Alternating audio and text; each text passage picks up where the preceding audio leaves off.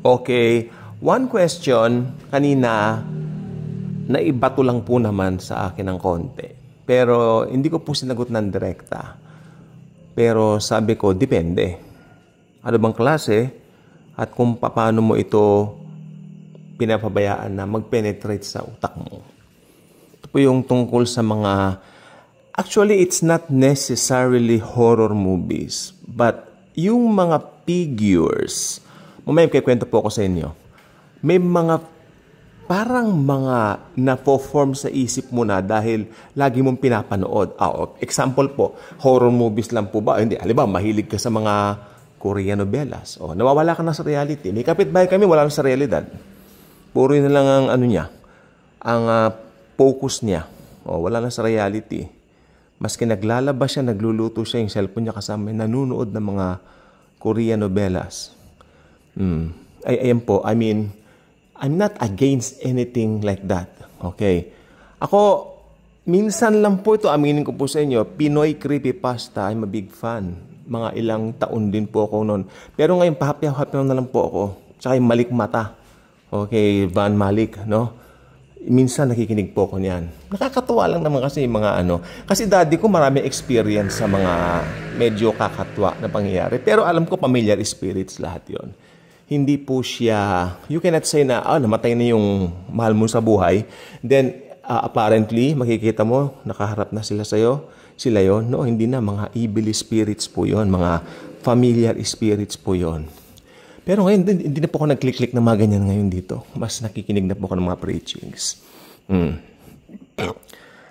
Hindi lang po horror. Kung ano talaga yung... Halimbawa, nawawala ka na sa reality, yung ganyan, puro mga artista, mga ano, diyan ka iikot. Diyan ka iikot. That's why it's very necessary na punuin natin ng mga makadiyos na bagay ang buhay natin. Okay?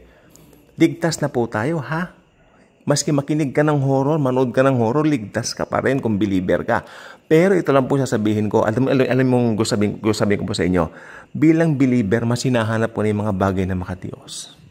Mas gusto ko na manood ng mga Jesus of Nazareth ngayon, manood ng ano. Although syempre, yung mga movies like Christian movies, ano ba yun? Yung mga Christian movies last year, yung Heaven is Real, mga ganyan. Although, hindi mo na ako palo dun sa kwento noon. But at least, kahit pa paano, we can share it. No? Ano yung mga bagay na mas maganda? Whatever is true, whatever is pure, dwell on these things, kaya nga ni Apostol Pablo. Yes, sundin na lang natin si Apostle Paul regarding that. Mas maganda pa, tahimik pa ang ano mo. Kasi ito po nangyari. Alam niyo, pag nasobrahan ka kasi, not necessarily horror, ako sa inyo, may sasabihin po ako sa inyo, tandaan niyo po ba yung The Incredible Hulk? Bill Bixby, yung hindi pa siya nagiging Hulk, then magiging si Lou Ferrigno. Alam niyo, maski bandang 1990s na, yun ay may available pa rin sa amin na VHS na nare-rent, no? Na mga episodes. One time, bata pa kasi ako noon. Then ito po ay aking pinapanood, until one night, napanaginipan ko si Incredible Hulk. Believe it or not. Itong kwento, ay yung panaginip po, detalyado na ko po. Matatakot kayo ito. Ewan ko, doon sa panaginip, alam nyo ang panaginip, ang dreams, bigla po siyang sumusulpot. Out of nowhere. May mga dreams na maaalala mo pag gising mo, pero unfortunately, most of it, hindi mo na maalala pag gising mo. Okay? Pero alam mo, sa subconscious mo, you got a dream that night. Hindi po ba? Pero ako, I was, how old lang noong bata pa. Ito ang panaginip ko. Detalyado. Hanggang ngayon, medyo, hindi pa naman tayo maranda, pero hindi rin tayo bata, no? Alam ko pa rin yung detalye. Sabi ko nga po sa inyong panaginip, bigla na lang po siyang, lumalabas, bigla na lang po siyang, ayan na, may binubugbog daw na tao. Binubugbog na tao. Na dun sa, teka lang po. Ito po, real time po kung nagre-record dito. Papasabihin ko yung itsura. Isa siyang para siyang lumang malaking palengke na malaki. Pagkatapos, parang may pagkabodega yung place na yon, no? Tapos doon may binubugbog daw na tao, ganun-ganon.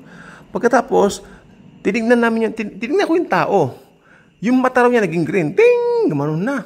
Tapos, nakita namin doon sa panaginip, parang napupunit yung damit niya, di ba? Tapos, ayun na, biglang, alam niyo maniniwala kayo sa hindi, biglang may helicopter na sumulpot sa panaginip. Sakay na kayo. Kaya gano'n. Pero hindi ko na matandaan kung sino makasama ko doon. And then, habang lumilipad na kami sa helicopter, nakita namin siya, hinahabol kami. Tapos, maski nasa taas na kami, talagang hindi siya tumitigil, lumahabol pa rin si Incredible Hulk. Nagising na ako, papasok na ako sa eskwela. Alas 7 na pala ng umaga. Yun po ang panaginip. So, kung nasobrahan po kayo sa mga bagay na ganyan, kaya sabi ni Pablo, whatever is true, dwell on these things. Whatever is pure, dwell on these things. Kaya we cannot condemn people din na mahilig manood ng mga ganyan. Kasi minsan dito po sa YouTube, nadadapuan ko rin yun. Then, naklik ko nga yung Incredible Hulk kanina umaga. Naklik ko lang naman. Habang kumakain ako. Tawa ko ng tawa. Lord, napanaginip mo kayo. Grabe. I told my dad while we were walking sa Escolta Street diyan sa Escolta. May binili yata siya doon or something like papunta kami Avenida. Papa, napinaginipan ko sa Incredible Hulk. Inood ka ng nood kanyang ganyan, kanyang gano'n. Nood daw ako na nood Tama nga naman. Kaya, not necessarily horror ang pinapanood. Mas nakakatakot kung mahilig ka sa horror. Talagang may image na kasi kahit papano, ako sasabihin ko po sa inyo, pag horror talaga, si Satan talaga kikilos. Opo, hindi niya magagalaw ang isang believer dahil sa loob natin nandiyan na si Christ. Pero, pag mahilig ka pa rin mo na ganyan, yung mind mo, atakihin niya yung isipan mo. So, siguro pipiliin na lang natin yung mga papanoorin din po natin at if we really know na wala naman tayong mapapakinabang dyan, ba't mapanunuorin yan? Meron ka bang benefits na makukuha sa mga yaan? Wala nga baka nga magkasakit ka pa kung ninenervyos ka lagi. Yun lang po, no? And doon sa nagtanong sa akin kanina, thank you rin naman sa kanya, hindi niya alam na, siyempre hindi ko natatalaka ito. Dito po sa ating Daily Good Vibes kasi, lahat po ng topic dito, open po natin siyang, yes, pwera lang pong politika, wag na lang po. I mean, I don't want to, magulo na nga po sila, hayaan na po niyo sila.